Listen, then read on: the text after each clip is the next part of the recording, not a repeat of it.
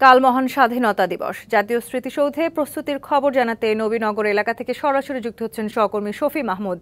শফি, স্মৃতিসৌধ এলাকায় সাজসজ্জার পাশাপাশি নিরাপত্তা পরিস্থিতি কেমন দেখছেন আপনি, সে বিষয়ে জানাবেন আমাদের।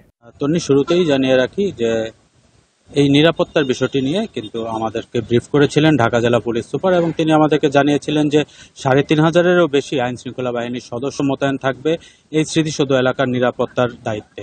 এবং সেই নিরাপত্তাটি শুরু হবে ভোর ৫:৩০ থেকে ৭:৩০ পর্যন্ত। এই সময়টুকুতে আমিনবাজার থেকে স্মৃতিসৌধ সহ এই পুরো প্রাঙ্গণটি জুড়েই কিন্তু আসলে এখানে নিরাপত্তার বিশেষ ব্যবস্থা থাকবে। এছাড়া তো সার্বিক নিরাপত্তা ব্যবস্থা যেটি থাকে অন্যান্য বিভিন্ন দিবস ঘিরে, সেটিও থাকবে। পাশাপাশি অন্যান্য যেসব বাহিনী রয়েছে তারাও তাদের নিরাপত্তাগুলো এখানে প্রদান করছেন। এখানে এসএসএফ এর দায়িত্বপ্রাপ্ত লোকজনরাও রয়েছেন।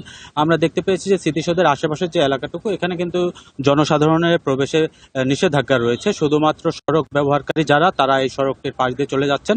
স্মৃতিসৌধের আশেপাশে দাঁড়িয়ে নিরাপত্তার স্বার্থে আসলে এখানটায় ভিড় বা কোনো জনসমাগম করতে দিচ্ছেন আইন শৃঙ্খলা রক্ষাকারী বাহিনী। উৎসবে খুশি হবে নগদে বেশি, কারণ ঘন্টায় ঘন্টায় আছে গিফট জেতার সুযোগ।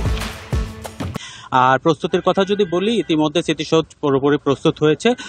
ভোরের প্রথম আলো ফোটার সাথে সাথে এখানে আসলে স্বাধীনতার স্বাদ নিতে আপামর জনতার ঢল নামবে স্মৃতিসৌধে। প্রথমেই এখানে উপদেষ্টা সহ যারা প্রধান উপদেষ্টা এবং অন্যান্য যারা ভিভিআইপি রয়েছেন, তারা এখানে ফুল দিয়ে শ্রদ্ধা নিবেদন করবেন। তারপরে জনসাধারণের জন্য খুলে দেওয়া হবে পুরো স্মৃতিসৌধ। এই স্মৃতিসৌধে এই শ্রদ্ধা নিবেদনের জন্য পুরোপুরি প্রস্তুত বলা যায় স্মৃতিসৌধ।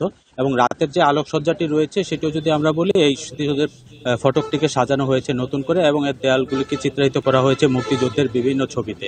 তো এই ছিল স্মৃতিসৌধের সামনে থেকে সর্বশেষ। তন্নি।